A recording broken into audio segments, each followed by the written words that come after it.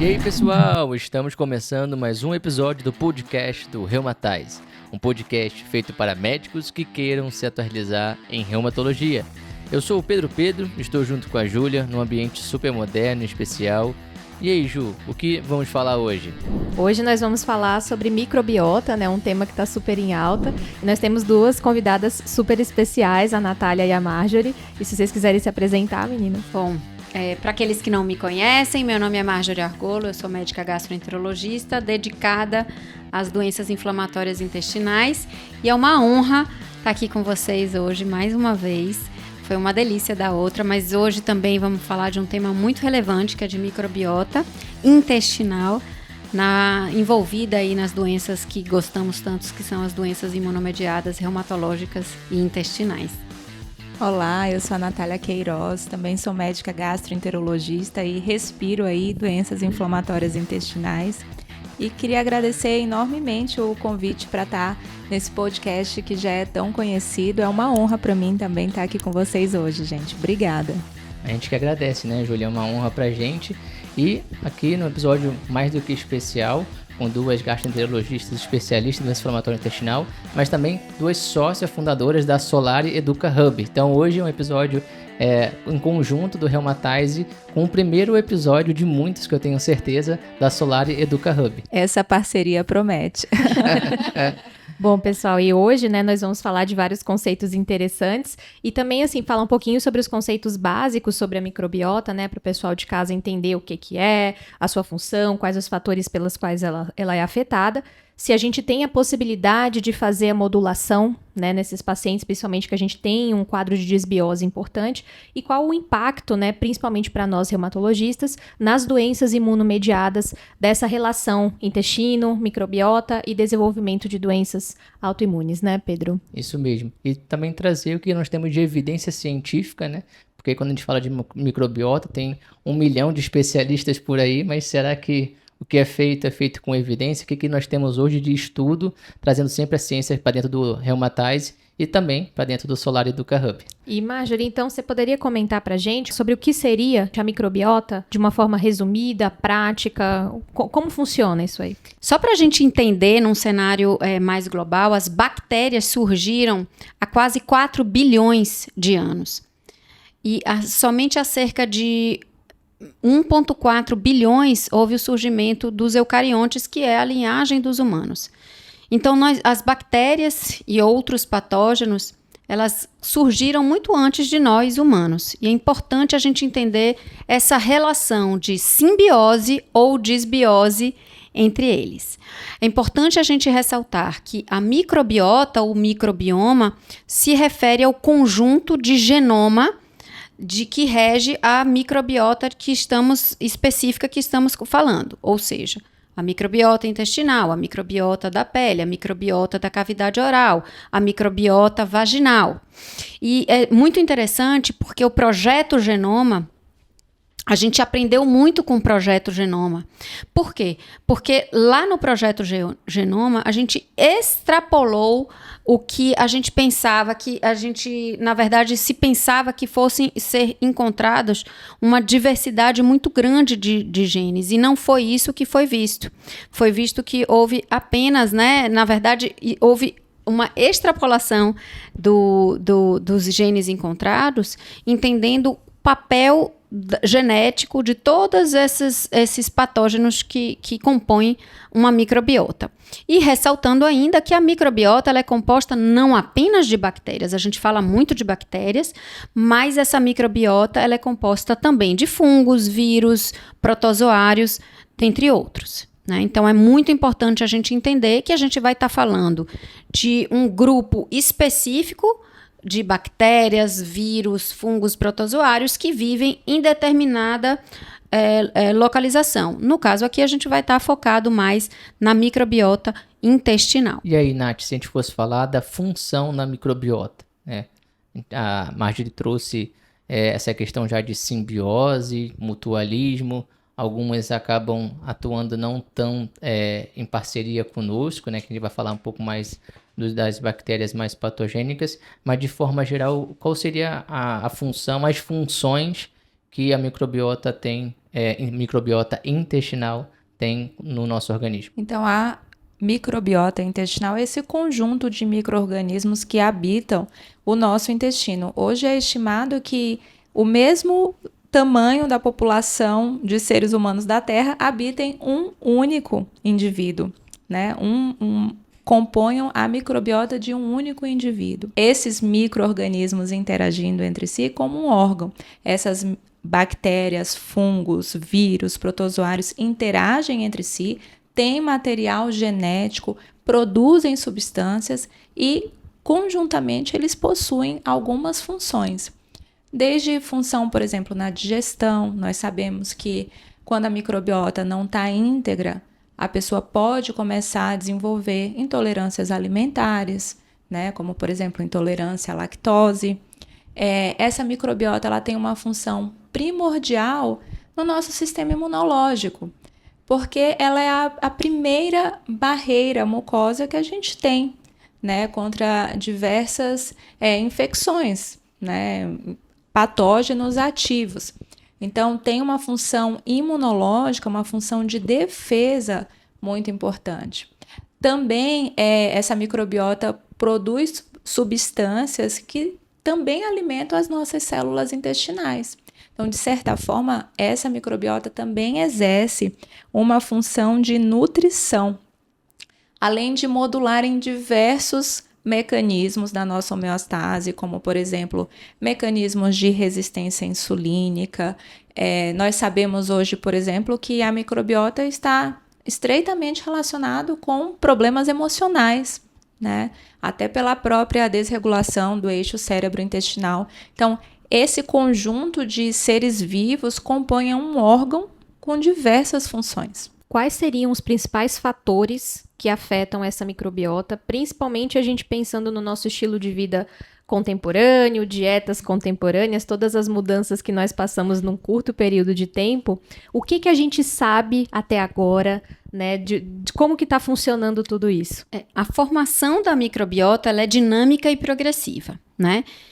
Então, ela tende a uma tendência com o avançar da idade de aumento do número e da diversidade dessa microbiota, e a gente acaba atingindo o pico, mas também com o avançar da idade, então a gente também tende para uma diminuição dessa diversidade e do número. Então é uma forma cíclica da gente entender a formação da microbiota. E um dado muito interessante que é justamente a microbiota, ela pode ser modificada através de um estímulo externo logo após 24 horas, para a gente entender o dinamismo da microbiota intestinal e a sua relação direta com fatores ambientais, exposições ambientais.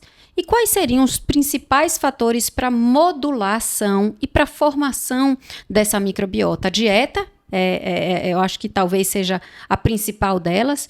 Então, a gente tem um perfil muito diferente entre pacientes, por exemplo, que têm uma dieta eminentemente rica em fibras, daqueles, por exemplo, que têm uma dieta eminentemente baseadas em ultraprocessados, por exemplo. Então, existe uma modificação. Já existe hoje o estudo de uma microbiota mais saudável do que uma microbiota menos saudável, e a gente entende que essa diversidade ela pode se modular de acordo com a dieta predominantemente que a pessoa ingere, né? Fibras e ultraprocessados seriam as mais importantes. Estilo de vida, como a obesidade, tabagismo, atividade física, são fatores ambientais que modificam muito. A Natália falou da questão emocional. Você gostaria de falar de mais algum outros fatores? Eu te interrompi, desculpa. Não, imagina.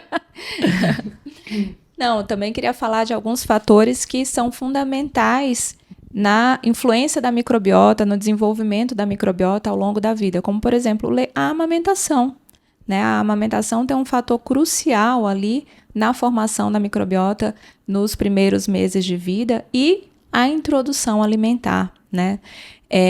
Outro fator que tem um impacto importante, inclusive, no risco de desenvolvimento de doença inflamatória intestinal, provavelmente por essas alterações ocasionadas na microbiota no início da vida, é o uso precoce de antibióticos. Então, hoje é uma estratégia de prevenção conhecida e recomendada o uso moderado de antibióticos. O uso de antibióticos só realmente quando for estritamente necessário, principalmente nos primeiros 5 anos de vida, porque isso tem um impacto muito grande na formação da microbiota.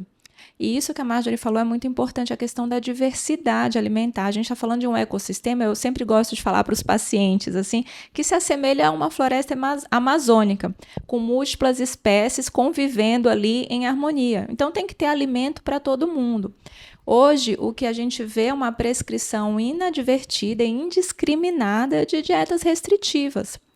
E isso vai ter impacto na nossa microbiota, porque a diversidade alimentar é um dos fatores que está associado a uma microbiota intestinal mais saudável, como a dieta rica em frutas e hortaliças, aquilo que a gente fala sempre do prato colorido, rico em fibras. Isso é muito importante para a saúde da nossa microbiota.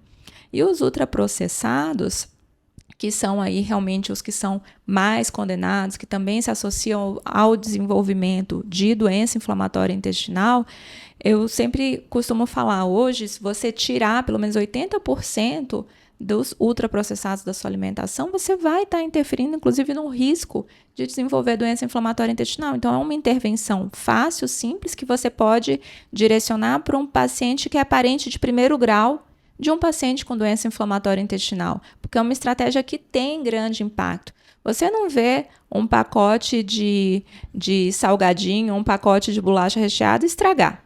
Biscoito. Biscoito. Não, pra mim é biscoito.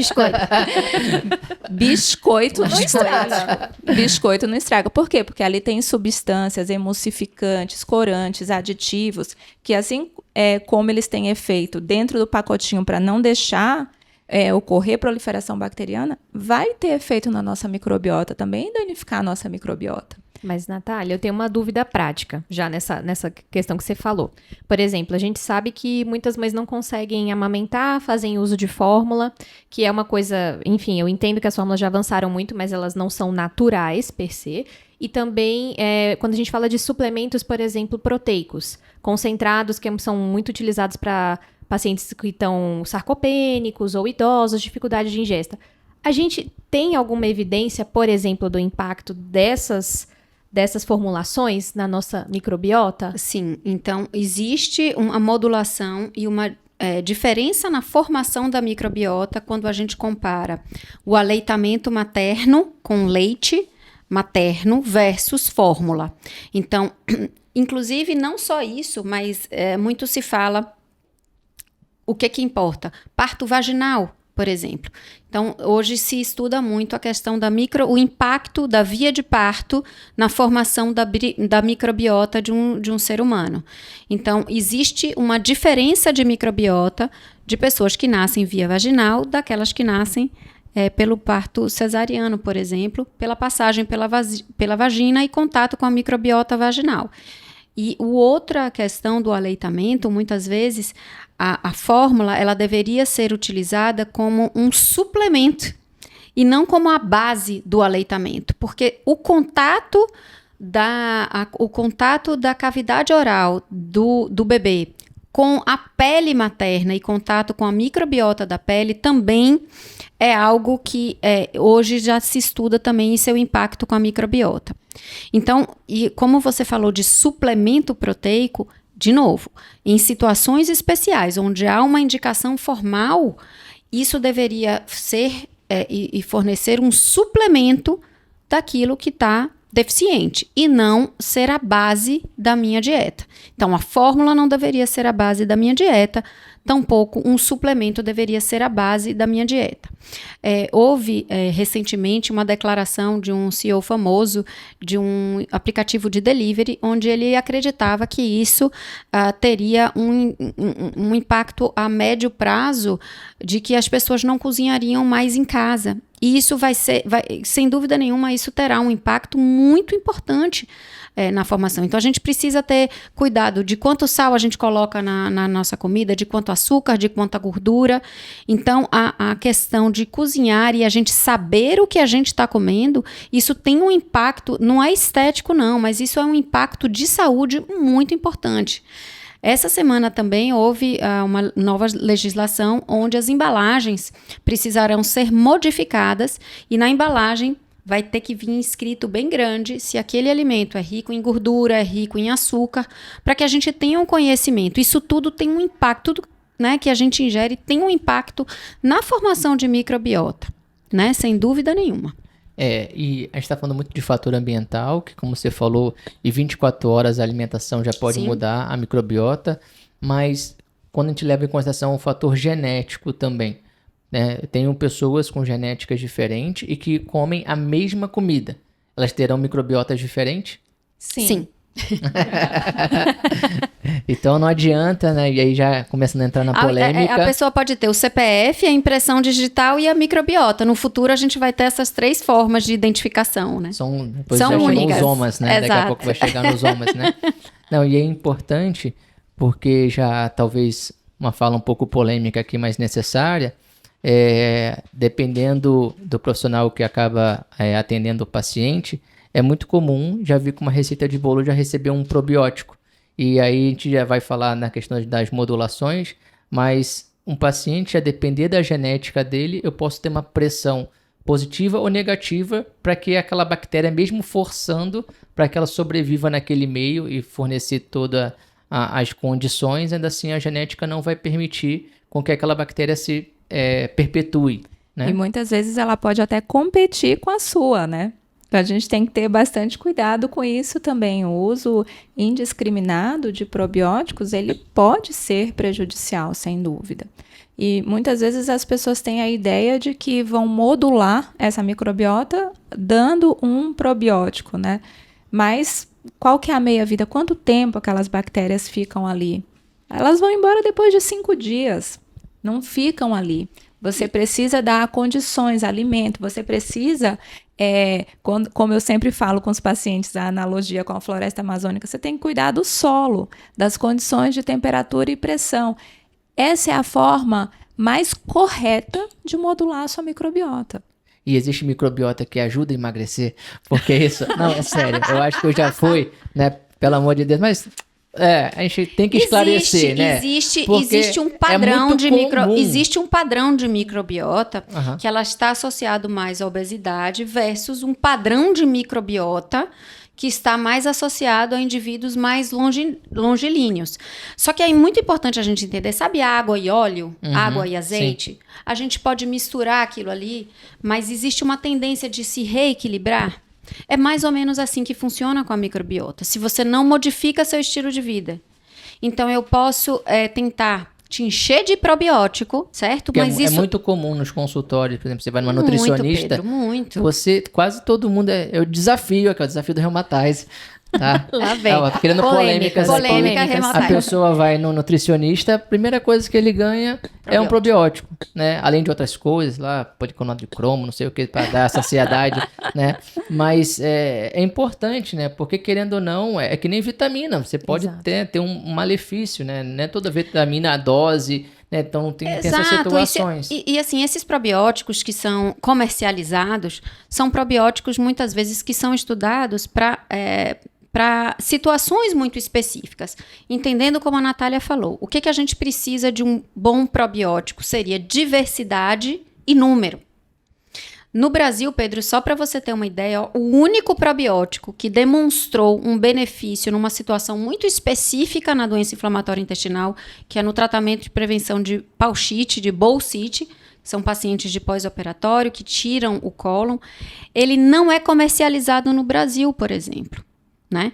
Então, alguns, né, a gente tem alguns que tem só lactobacilos, né? A gente entende que, como você falou, né, o Bifidobacterium e o Firmicutes são aqueles que estariam mais associados a esses indivíduos mais longilíneos e saudáveis, entre aspas. Existe aí um trabalho super bacana de microbiota em africanos de determinada região, enfim, onde a incidência, por exemplo, de doença inflamatória é muito baixa, né? E aí tentando aí estudar o papel, né, da microbiota na fisiopatologia das doenças. Mas é importante a gente ressaltar exatamente isso. A gente não consegue modular uma microbiota do intestino somente suplementando probióticos, sem uma mudança de estilo de vida. Isso não é possível. E o estudo e a aplicabilidade, né, com evidência científica, da utilização de probióticos em situações muito específicas, como, por exemplo, no tratamento do H. pylori, já foi estudado isso muito bem. A gente tem também para doenças de dispepsias funcionais, né, prevenção da diarreia induzida por antibiótico, né? Na diarreia aguda, situações muito específicas, principalmente aí na pediatria. Então, são situações muito específicas onde foi demonstrado o benefício do uso do probiótico. Assim, por exemplo, na constipação, tem alguns estudos que mostram que aumenta ali o trânsito intestinal, mas o principal efeito adverso da suplementação de probiótico na constipação é a piora da constipação. Eu, particularmente, tenho uma experiência assim, de prescrição, experiência clínica mesmo, tão ruim com probiótico na constipação que eu não utilizo de forma alguma. Aliás, quanto mais eu estudo probiótico, menos eu prescrevo. É de ser bem sincero. Mas você acha que, por exemplo, porque foi algumas coisas que eu achei na literatura, né? De já tentativas de você adaptar essa suplementação conforme o diagnóstico de doença reumatológica específico, porque os trabalhos que eu encontrei foram especificamente na reumatologia, para você tentar auxiliar no controle de doença, só que aí fazendo análise específica de cada paciente. Vocês acham que esse é um panorama possível? Vocês acham que isso é uma perspectiva futura? Mas me corrija se eu estiver correta. Se você estiver errado, me corrija se eu estiver, eu deixo. Já te corrigi. Se eu não me engano, a utilização de probióticos melhorou a sintomatologia, mas ela não teve um impacto na modulação de microbiota. Nem sempre na metodologia. Pelo menos eu vi uma revisão sistemática, foi publicado esse ano, 2024, de 80 estudos controlados, randomizados, então qualidade dos estudos bons. Não tinha uma heterogeneidade tão ruim assim. E o que eles viram? Que a maior parte dos desfechos em relação à atividade de doença, e teve estudo, por exemplo, em artrite reumatoide. O DAS28, que é um índice de atividade, não teve alteração. Juntas dolorosas, então você falou de sintomatologia, não teve diferença. Juntas edemaciadas, não teve diferença. Nas espondiloartríticas, assim como a artrite reumatoide, é bastante impactada essa questão de desbiose, não teve diferença no BASDAI, né, que é um outro índice de atividade de doença. Não teve diferença também no BASM, né, no BASF também, que é de funcionalidade. O que teve de estudo que mostrou diferença estatisticamente significante foi os pacientes que fizeram o uso do probiótico, teve redução na concentração sérica de TNF, mas o desfecho assim não foi. E qual é a implicabilidade clínica disso? Né? De PCR e VHS, alguns mostraram redução e outros não. Talvez você... não, isso porque a gente também não sabe, às vezes pode ser que no futuro demonstre que um probiótico vai ser benéfico, mas aí, mais uma vez, para qual paciente, qual bactéria, qual flora, né, qual bacilo você está botando, qual fungo, né, e qual a concentração também, né? Isso me preocupa tanto, Pedro, porque imagina nesse mundo digital onde não tem nenhum controle de mídia, a gente vê perfis no Instagram que tem 300 mil seguidores divulgando que conseguem controlar doenças imunomediadas com intervenção nutricional e probióticos sem medicamento. E assim, colocando como a principal vantagem desse tratamento pela não necessidade de um medicamento. Então, imagina o quanto que isso pode ter de impacto para pacientes que vão ficar sem tratamento, progredindo a sua doença, tentando uma intervenção que é fútil, né? Onde os estudos não mostram a modificação da doença a longo prazo. Até porque a microbiota é um dos fatores implicados na fisiopatologia das doenças imunomediadas. Então, vamos supor que no mundo ideal a gente consiga modular essa microbiota, mesmo assim, a gente ainda não consegue garantir o controle da doença de base. E outra coisa, indo até além, até hoje a gente não conseguiu provar o efeito dos probióticos aqui trazendo para a doença inflamatória intestinal como efetivo no controle da doença. Mas nós já temos estudo mostrando que uma mudança no estilo de vida diminui crises da doença, atividade física, adesão a uma dieta mediterrânea. Tabagismo. Cessação do tabagismo. Tudo isso se associa à diminuição de crise da doença, né? Então, diminuição de crise está associado à diminuição de hospitalização, diminuição de uso de esteroide, querendo ou não, isso é modificação da doença. Então, às vezes, o termo tão, digamos assim, da moda de modular a microbiota seja mudança do estilo de vida. Sim. Né? E aí, só para fazer o contraponto, também tem outros estudos com desfechos positivos em relação à alteração na microbiota, né? Até deixo um convite aqui para quem ainda não se inscreveu na nossa newsletter, The Reuma Times. O link para se inscrever está lá no nosso Instagram, Reumatize. Nós publicamos lá na nossa newsletter 2 trabalhos envolvendo microbiota. Um em pacientes que fizeram uso de metotrexato para artrite reumatoide, e aí foi visto que pacientes que responderam melhor ao metotrexato tinham uma microbiota diferente do que não responderam. Então ficava a dúvida se a microbiota também pode interagir com os medicamentos, principalmente os medicamentos orais, né? Se pode ter um efeito benéfico ou maléfico. Também já fica uma pergunta para vocês se a microbiota também pode interferir nos medicamentos que a gente utiliza. E não só o contrário, os medicamentos interferem na microbiota, mas a microbiota também pode interagir com medicamentos. E outro trabalho demonstrou também que pacientes que fizeram uso de mais antibiótico e, consequentemente, teve uma alteração na sua flora, na microbiota intestinal, tiveram menos resposta à imunoterapia, à quimioterapia, e isso tendo desfecho na mortalidade de pacientes com câncer. Na oncologia. Eu acompanhei o trabalho numa clínica também oncológica, onde em certas situações existe a contraindicação de um tratamento com antibiótico, a não ser que aquilo, por exemplo, acarrete sempre ponderando o risco-benefício. Mas recentemente foi encaminhado um paciente com H. pylori positivo e que, com sintomatologia, com indicação, mas ele fazia tratamento oncológico que contraindica a utilização de antibiótico, justamente por entender que esse paciente, com essa alteração de microbiota, ele responde pior. Então, os estudos já mostram isso.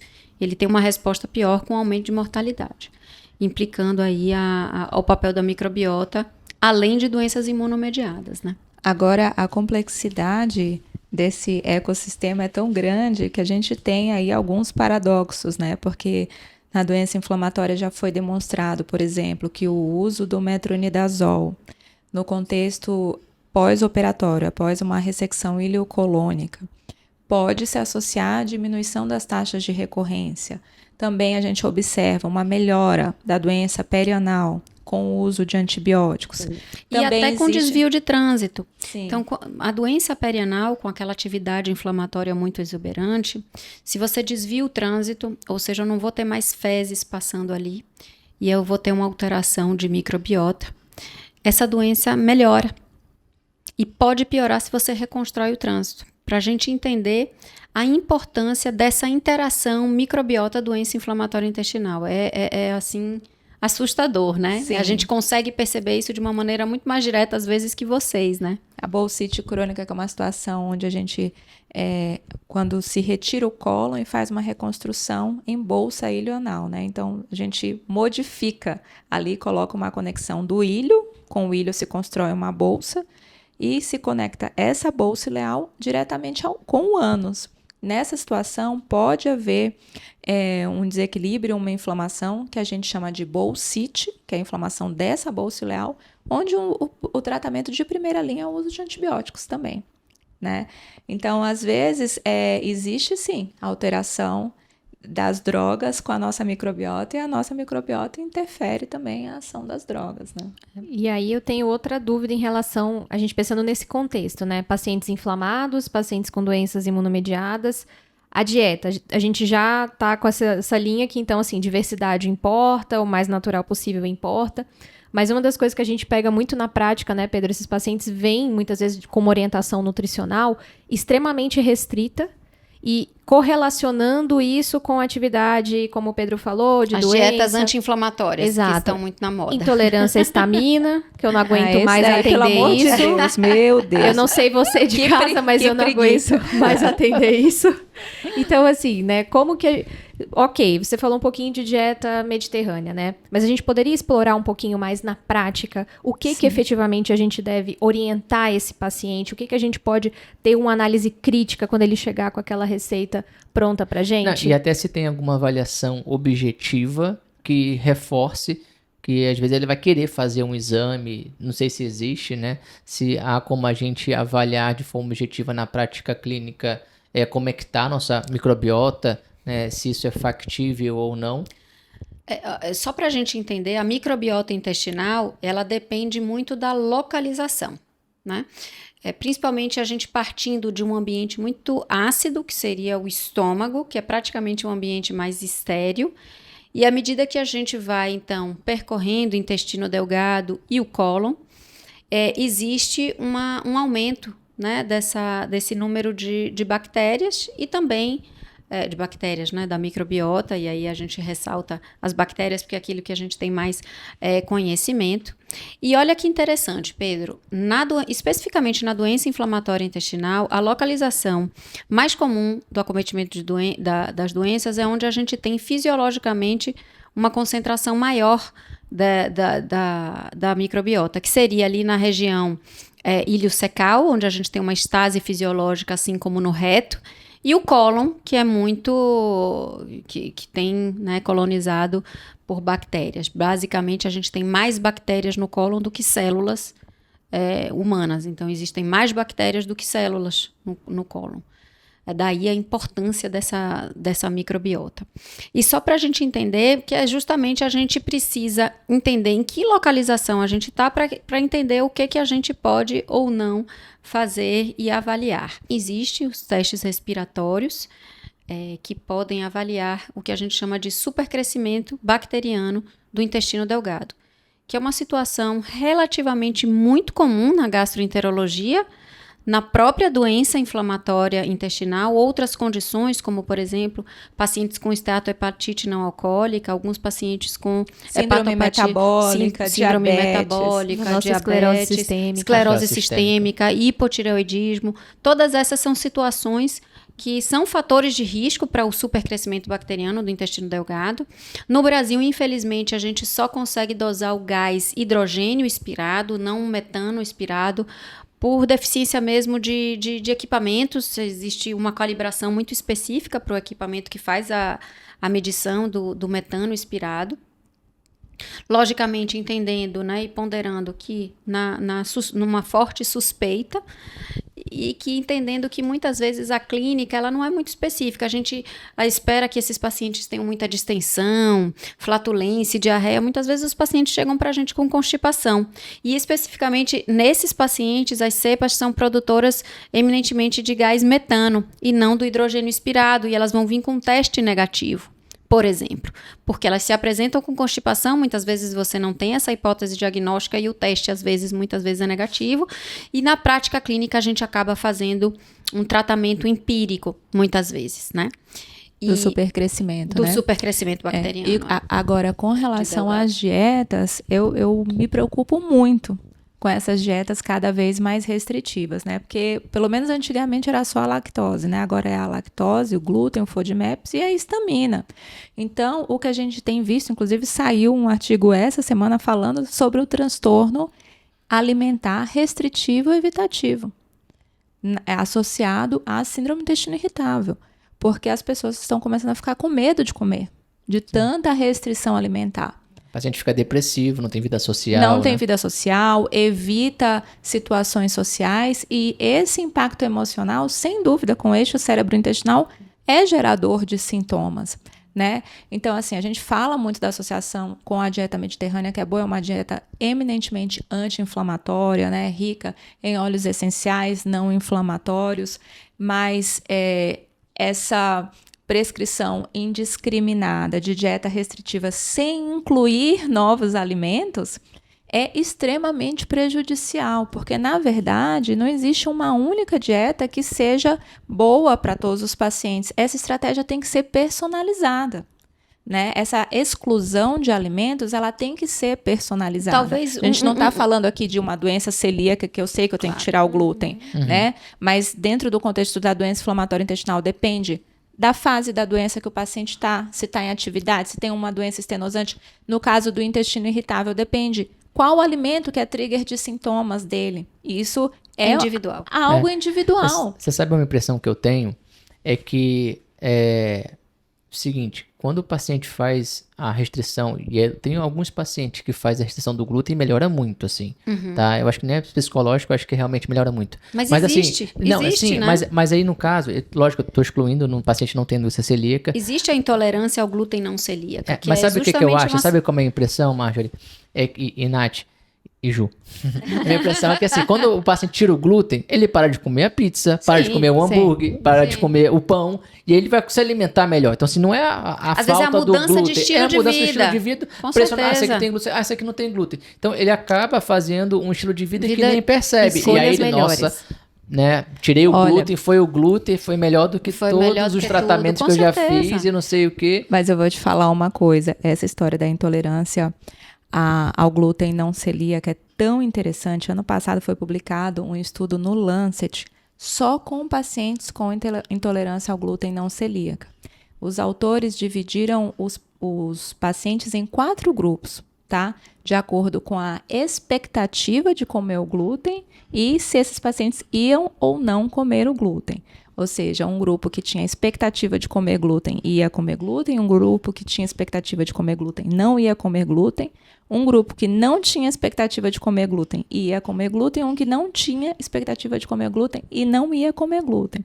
E olhem que interessante, de fato, o grupo que tinha expectativa de comer glúten e comeu glúten foi o que teve realmente mais sintomas, mas o que tinha expectativa de comer glúten e não comeu glúten, teve também a mesma quantidade de sintomas. E o que não tinha, e todos eles esses 2 grupos tiveram mais sintomas do que o que não tinha expectativa de comer glúten e comeu glúten.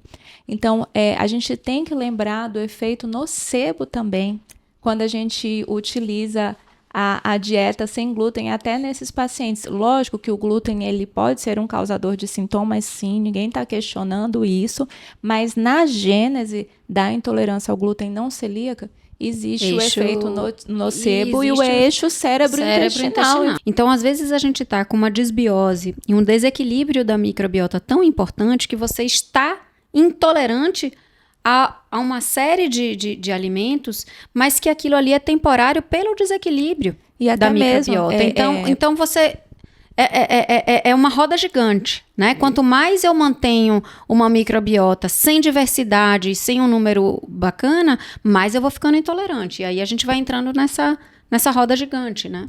E essas restrições, essas sensibilidades, elas também são cíclicas. Isso é importante a gente dizer. Tá? Muitas vezes elas estão relacionadas com um estado de desbiose que pode ser transitório, com um período emocional pior, né? Quantos pacientes a gente pega que estão numa fase péssima do seu intestino irritável, não estão tolerando nada, e depois, 2 anos depois, as pessoas estão ótimas, né? Então a gente tem que ver esse paciente como um todo, como que está o sono, como que está a atividade física, como que está a parte emocional, está passando por um período mais difícil na vida, que tudo isso vai influenciar no quanto que esse paciente vai tolerar os alimentos.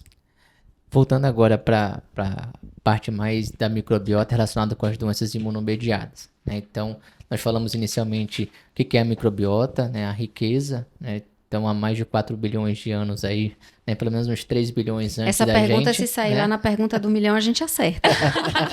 Né? Com certeza. Quando foi o Quem quer ser surgimento... o milionário? Liga pra opa! Marjorie. Viu? Se sair, vocês vão ligar pra 3,8 Marjorie. bilhões de anos as bactérias surgiram. Então, e a gente fala muito de bactéria, mas lembrando que tem vírus e fungos também envolvidos. Falamos já de várias funções da microbiota, fundamental a parte imunológica também, que acaba sendo uma linha de defesa para a gente. Até já fazendo o link com as nossas doenças imunomediadas, muito ocorre a agressão à parede do endotélio, você acaba tendo uma permeabilidade a diversas bactérias e aí você vai expor diversos antígenos às células imunológicas que estão ali na linha de defesa, a nossa imunidade inata. E aí, por isso que vai depender também da genética, né, da sua predisposição na interação com esses antígenos, nessa translocação, para o desenvolvimento da doença imunomediada, né? Mas Perfeito, Pedro. Você nem precisava da gente aqui hoje para falar de microbiota. A fisiopatologia já foi.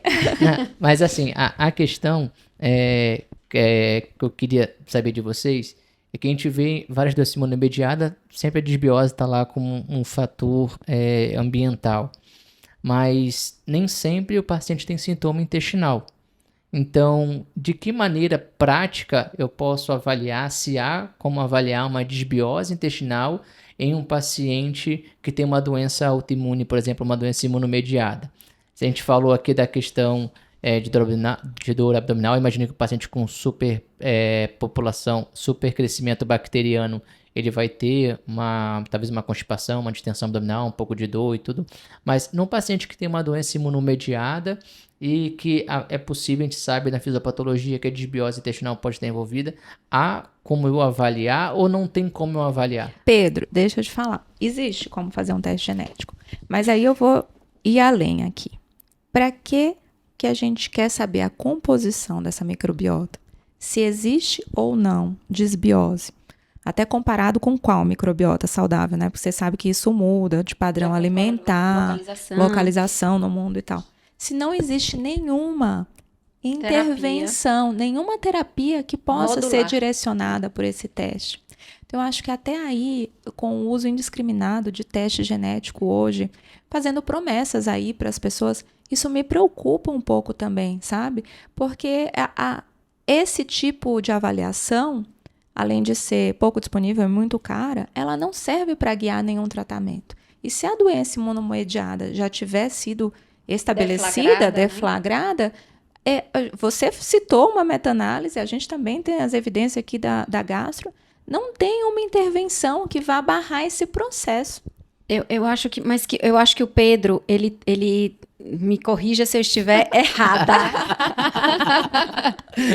Eu acho que, assim, a gente entende que a fisiopatologia, e aqui a gente se encontra novamente, a fisiopatologia das doenças imunomediadas reumatológicas e intestinais, ela tem como um dos fatores ali, primordiais, que são alteração de permeabilidade intestinal, com exposição a antígenos luminais, fazendo com que essa microbiota muito própria interaja com o sistema imunológico e a gente aí deflagre doenças que seriam confinadas ao intestino ou confinadas à reumatologia. Então, não necessariamente uma disrupção, um distúrbio de permeabilidade intestinal, né, com a deflagração de toda uma cascata imunológica, para que a gente tenha a ocorrência de uma doença imunomediada, eu preciso ter um sintoma intestinal associado. Então, aí a gente já parte desse princípio. Então, não necessariamente um paciente com artrite reumatoide vai ter sintoma intestinal. Ele vai ter na sua fisiopatogenia todas essas alterações, tá? Mas que não necessariamente vão ter uma repercussão de sintomatologia intestinal. E aí o que você está perguntando aqui, como é que eu posso avaliar uma atividade inflamatória intestinal num paciente reumatológico, já com um diagnóstico de uma doença reumatológica? É isso que eu entendi? Uma disbiose num paciente com uma doença imunomediada. E se faz sentido, porque quando a gente tem um paciente com uma doença de difícil controle, a gente vai tentar, lógico, tem a questão genética, tem aquele paciente que é um paciente hard mesmo, E a gente vai tentar, tirou o cigarro, tirou não sei o que, mas será que tem mais alguma coisa que eu posso mudar? A genética, até o momento, não dá, né? Talvez com CART-cell, não sei se a gente consegue mudar a genética, mas vou tentar mudar essa flora desse paciente. Mas aqui já discutimos bastante que não tem como a gente mudar essa flora do paciente. Se poderia ter alguma intervenção, alguma evidência de intervir Existem nessa situações muito específicas, Nath, eu não sei se você vai querer comentar, com relação a transplante de microbiota, né? E em situações específicas, para que serve, como que deve ser feita, uns né? dados iniciais aí na retocolite, mas inclusive o último trial foi interrompido por futility, né? Então, na verdade, pessoal que está em casa, a melhor forma de modular a microbiota é com modificação do estilo de vida. Induzir atividade física, controle do sono, gerenciamento do estresse, ansiedade e intervenção nutricional. Essa é a forma que a gente vai conseguir modular a nossa microbiota de forma mais perene. E, Nath, vamos acrescentar, evitar terrorismo nutricional. Opa! Comida de verdade, comida simples. Colhida do solo, uma comida natural, composta por carboidratos, proteínas e gorduras. E se a gente tivesse que escolher um eliminado da semana, seriam os ultraprocessados. O transplante fecal, ele estaria indicado hoje na gastroenterologia para pacientes refratários ao tratamento com antibiótico terapia na infecção por clostridioide, que nada mais é do que o exemplo clássico de uma disbiose, né? Sim. Então, a gente tem um desequilíbrio e a gente tem uma hiperproliferação de clostridioides da linhagem patógena, né? E esse é o exemplo mais clássico e muito associado ao uso também de antibióticos, né? E nessa situação onde não seria responsivo a antibióticos, o transplante fecal estaria indicado com bons resultados. A gente já tem isso bem estabelecido, é a única situação, né? E que até os doadores precisam ser doadores também que compartilhem de um mesmo estilo de vida, que sejam doadores ali familiares e que convivam juntos, para que a gente não tenha um transplante fecal, por exemplo, com uma microbiota completamente diferente. Para a gente entender como é individual essa microbiota, a importância de também não ter o efeito deletério dessa microbiota. E nesse contexto, Márcia, que você estava falando, Nath, de transplante fecal, teve um estudo que foi utilizado, foi feito transplante fecal em pacientes com artrite psoriásica, né, que está no grupo das espondiloartrites de disbiose intestinal, é muito importante, e o grupo da artrite psoriásica teve ativação da doença, teve piora da atividade da doença com o transplante fecal, né? Então, cada caso acaba sendo um caso, e pelo que você disse agora de evidência científica, somente nos casos que pacientes... Infecção por clostridioide. Perfeito. Somente. E eu também não sei se vocês têm conhecimento, nem se há, uma percepção minha talvez enviesada, de pacientes que são submetidos à cirurgia bariátrica e de alguns anos depois desenvolve uma doença imunomediada. Sim. Né? A gente tem a questão de, às vezes, o paciente que já tem uma doença imunomediada melhorar, mas pela questão de melhorar a parte metabólica, mas o paciente desenvolver, independente do ganho de peso ou não, desenvolver a doença imunomediada. Isso existe um embasamento, e esse embasamento, o pensamento é exatamente, principalmente naquelas cirurgias de bypass, onde a gente tem uma alteração brutal de microbiota intestinal, e a gente tem hoje já, né, uma casuística importante. Agora, o que eu acho que é importante a gente ressaltar também é o impacto da obesidade na descompensação das doenças imunomediadas, né? Na artrite reumatoide, eu acho que isso é bem demonstrado, né? Que a obesidade pode aí levar a mais exacerbações da doença.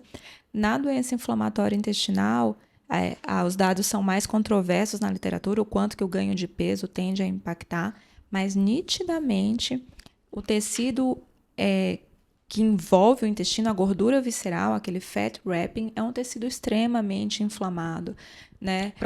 Altamente produtor de TNF, né? E nós recomendamos aos nossos pacientes o controle do peso como uma medida auxiliar aí no controle da inflamação, porque o tecido gorduroso é um tecido inflamado. Só mais uma questão que eu fiquei aqui curioso, já que tem uma casuística grande desses pacientes que, quando submetido à cirurgia bariátrica, principalmente um bypass, tem um risco mais elevado de apresentar uma doença imunomediada pela essa questão da microbiota intestinal, teria algo que eu posso fazer de forma preventiva para que isso ocorra? Principalmente, o paciente tem uma história familiar, ou às vezes o paciente está com um cirurgião no aparelho digestivo. Até deixa aqui a dica, olha, se o paciente tiver história familiar de doença reumatológica, doença imunomediada, não, pode fazer... Não faça variar. Mas já encaminha para o reumato avaliar, porque reumato. Até se tiver a evolução para a doença imunomediada, pelo menos o diagnóstico vai ser mais precoce, né? Então, acho que fica essa dica também. Você sabe que eu já... Você sabe que eu já tive uma paciente que abriu uma doença inflamatória intestinal após uma cirurgia bariátrica, após início de um anti-L17. Então, foram aí 2 fatores controversos, mas que podem estar associados ao desenvolvimento de uma doença inflamatória intestinal. Mas eu acho que a gente não tem evidência para fazer uma estratégia específica para esse grupo, tá, Pedro? O que eu recomendaria são as estratégias de prevenção, que a gente recomenda para todos os pacientes, por exemplo, para um paciente que é parente de 1º grau de um indivíduo com doença inflamatória intestinal, né? E eu imagino que vocês façam a mesma coisa aí para pacientes que têm doenças reumatológicas, né? Ou seja, estilo de vida. Exatamente. Bem por aí. Foi um episódio excelente, né, Pedro? Muito esclarecedor, aí trazendo várias informações super pertinentes. E a gente queria agradecer a participação de vocês, que realmente foi incrível. Foi uma delícia. Obrigada. Espero que essa seja a primeira parceria de muitas. Conte conosco. Foi uma delícia. Obrigada, gente. Foi um prazer estar aqui com vocês hoje. Bom, pessoal, e não se esqueçam de se inscrever na nossa newsletter, curtam o nosso episódio do podcast, nós estamos disponíveis em todas as plataformas e não deixe de nos seguir em todas as redes sociais. E a Solari, como é que a gente encontra vocês, Marjorie, Nath? Nos sigam nas nossas plataformas digitais, no Instagram, @SolariEducaHub, e aguarde por novidades em breve. Valeu, obrigado, tchau, tchau. Obrigada, tchau, tchau.